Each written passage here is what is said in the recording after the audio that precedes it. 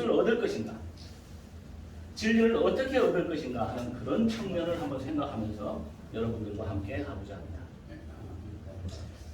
자, 진리라는 것은 무엇인가? 진리는 참된 이치라고 하죠. 그렇다면 우리가 무엇 때문에 이 시간에 또는 많은 사람들이 그 시간을 할애하면서 진리를 찾으려고 하느냐 하는 거예요.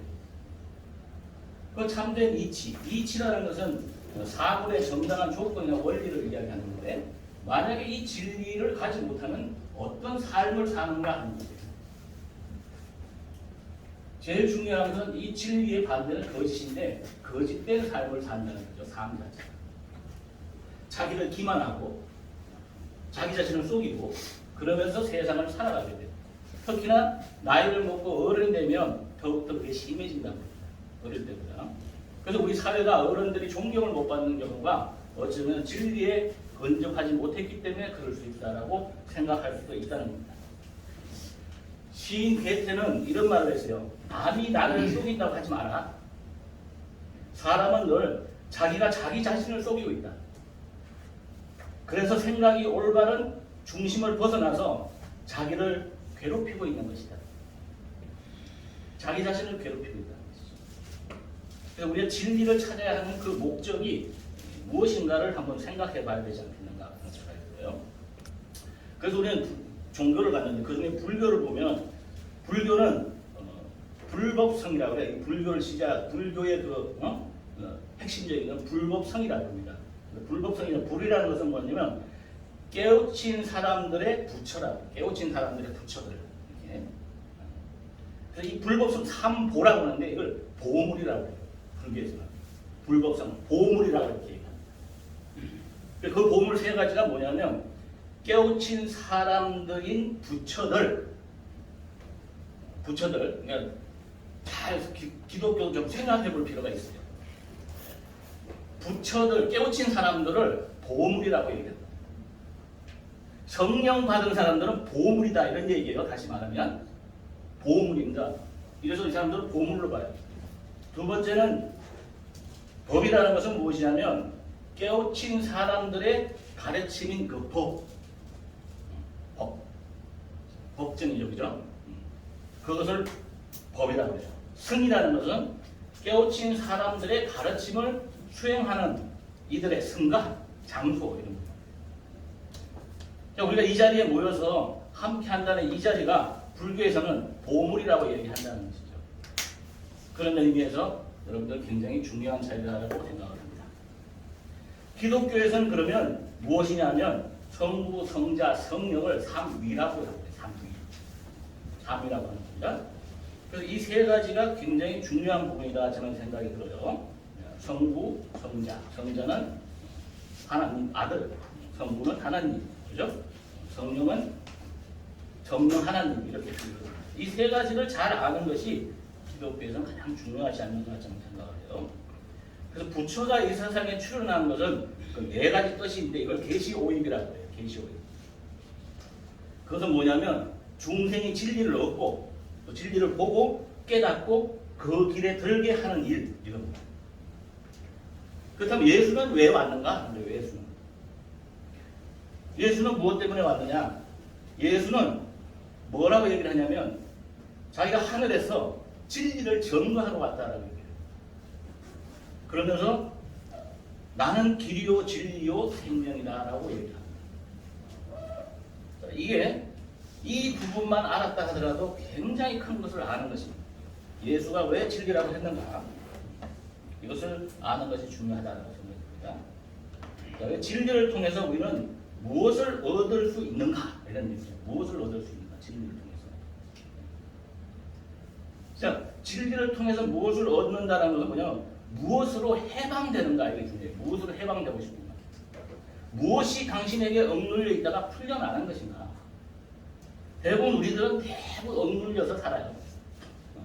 뭔가 억눌려 있죠. 자유롭지 못하죠.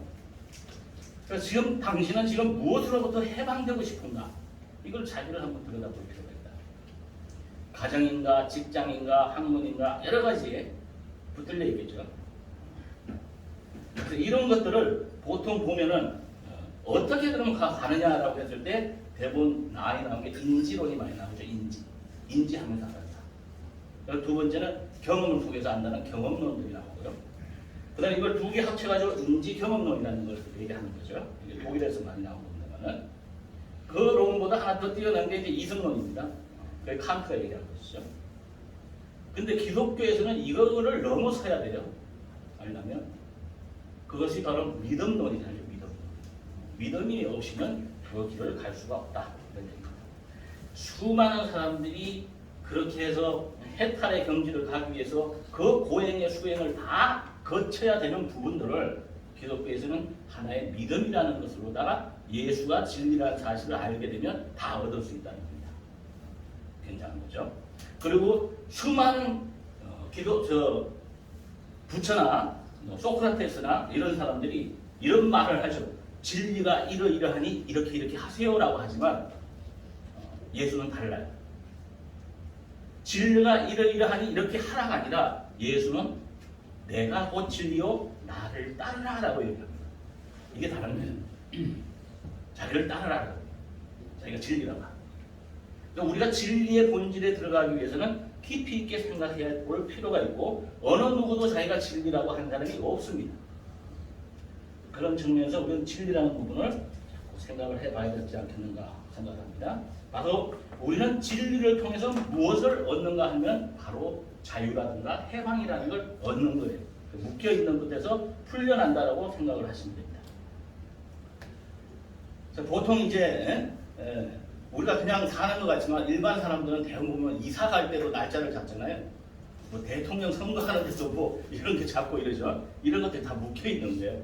누군데 물어봐야 되고 날짜 하나 잡는 것도. 그래서 괴테는 파우스트라는 책에서 이렇게 얘기합니다. 자기 영혼을 팔고 대신 명예를 얻는다. 영혼을 팔았다는 것이 자유를 잃었다는 것이죠. 바로 죄의 종노릇을 한다 이런 얘기입니다. 그래서 베드로전서에 보면 1장 9절에 보면 믿음의 결국 영혼의 구원을 믿음이다 이렇게 얘기합니다. 마무리하겠습니다. 자, 우리가 진정으로 무엇이냐? 결국 우리가 믿음이라는 걸 가지고 진리를 찾아가는 것이 기독교다. 예수께서 대답하여 이르시되 내가 진실로 너희에게 이르노니 만일 너희가 믿음이 있고 의심하지 아니하면 이 무화과 나무에게 된 이런 일만 할 뿐 아니라 이 산들어 들려 바다에 던져지라 하여도 될 것이다 라고 말씀하십니다.